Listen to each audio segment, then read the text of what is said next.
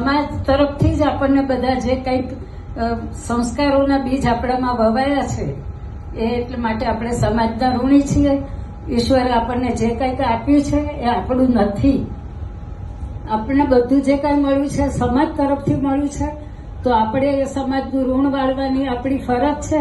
એટલે સમાજનું ઋણ વાળવા માટે જે કાંઈ આપણે કરીએ એ ઓછું જ છે.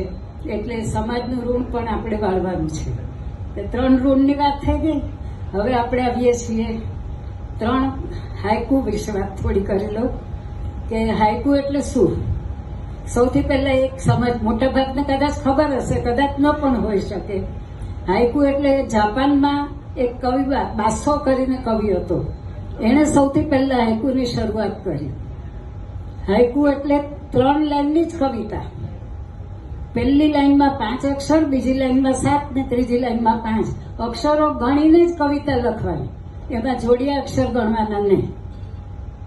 પણ એક કારણ હશે. જાપાનમાં થોડુંક વિચાર કરીએ, મનોમંથન, કે આવી નાનકડી કવિતા લખવાનું કેમ સૂર્યો હશે.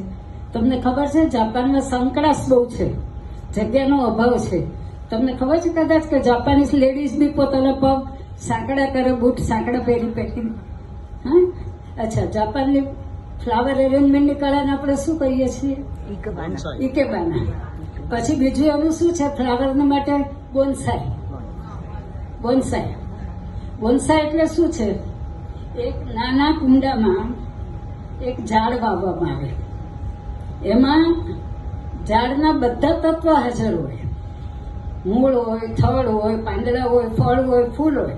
પાકના નાના કુંડામાં વાવવાનું. એટલે એમાં વૃક્ષના બધા તત્વો છે, પણ ટચુકડું છે. તો લઘુતામાં પ્રભુતા, ધેટ ઇઝ હાઈકુ. પણ એ 3 લાઈન બધી આમાંથી એક સ્ટોરી કરી શકાય. લોભી ભમરો કમળમાં કેદ થયો, મધ ચૂસતો ચૂસતો, અને ભાન નહીં રહ્યું કે રાત પડી ગઈ ને કમળ પીડાઈ જશે. હવે બહુ સિમ્પલ વાત છે. કુકડો બોલ્યો. કુકડો બોલ્યો એટલે સવાર પડી, ઉઠો ઉભો, ઉઠો કામે વળગો. નહીં, કુકડો બોલ્યો, જાગ્યો. પણ શું જાગવાનું છે? આત્મરામ જાગ્યો.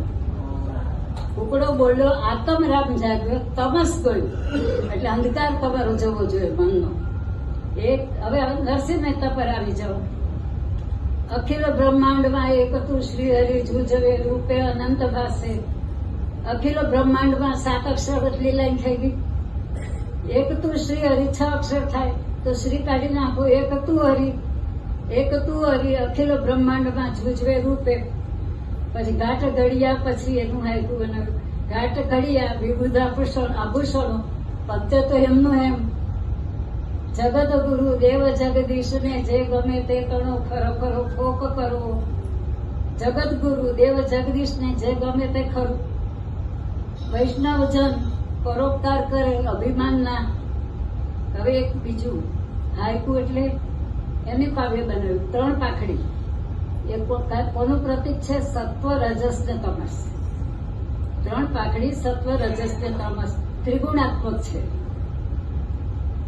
છેલ્લે હવે બહુ નાની વાત કરું કે એક ઈયળ હોય, પામર જંતુ અથવા પામર ઈયળ હોય.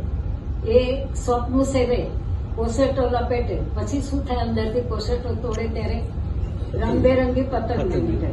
એટલે દેટ ઇઝ, જો આને તમે એક્સચેન્જ કરો તો મેટામોર્ફોસિસ નો સિદ્ધાંત આવે. પછી એટલું બધું એમાંથી તમે એનો અર્થ બધો બેસાડી શકો છો.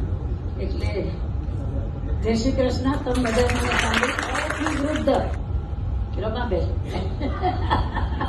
વયથી વૃદ્ધ, અનુભવ સમૃદ્ધ, જીવ પ્રબુદ્ધ.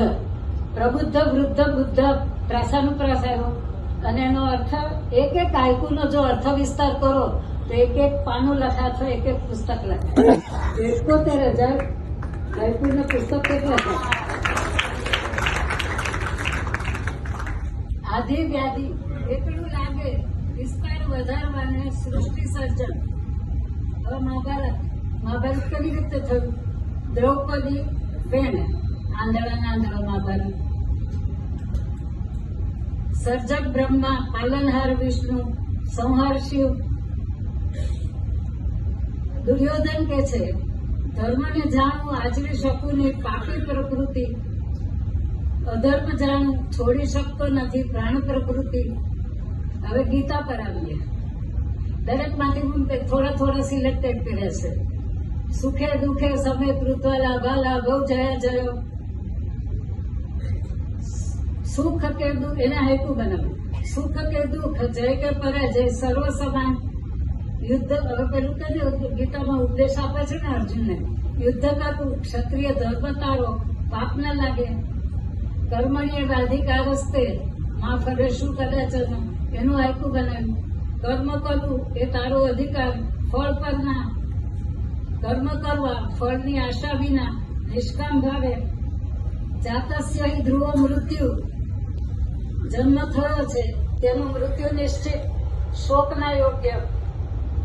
સર્વોપનિષદો ગાવો દોગ્ધા ગોપાલનંદન પાર્થો વત્સ સુધીર ભોક્તા દુગ્ધમ ગીતા મિત્તમ મહત. તો ગૌરી ગાય સર્વ ઉપનિષદો, એનું દોહન કોણે કર્યું? કૃષ્ણએ. ગૌરી ગાય સર્વ ઉપનિષદો, દોહન કૃષ્ણ. ગાય ઉપનિષદને દોહન કર્યું, પછી દૂધ જે નીકળ્યું તે પ્રેમથી પાયું, અર્જુન વાછરડું, ગીતાનું અમૃત, ગીતા અમૃત. માંસાસી જીર્ણાની યથા વિહાય, ગીતાનો શ્લોક. તદ્દન સિમ્પલ અર્થમાં તમને બતાવી દઉં. જૂના તાજીને નવા વસ્ત્રો ધારણ, નવા જન્મે. હવે વધારે નહીં ટાઈમ, 2 મિનિટ છે ખાલી. હવે એક અત્યાર સુધી ગીતામાં બહુ શ્યામ બધાને મિનિટ છે જરાક. બધાને ખબર છે કે વિષ્ણુ ભગવાન શેષશૈયામાં પોટેલા હતા અને એના નાભી કમળમાંથી બ્રહ્માજી ઉત્પન્ન થયા. બ્રહ્માજીએ ચારે બાજુ જોયું, પાણી પાણી. એ કે એકલો શું કરું? એટલે સૃષ્ટિનો વિસ્તાર કરવા માટે એને આખી મનુ શત્રુપાની જોડી બનાવી અને પછી સૃષ્ટિનો વિસ્તાર કર્યો. એટલે એકોહમ બહુ શ્યામ એનું હાઈકુ બનાવ્યું.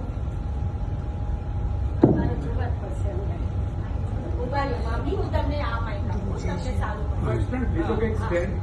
આ સ્ટેન્ડિંગ માઇક પર સારું.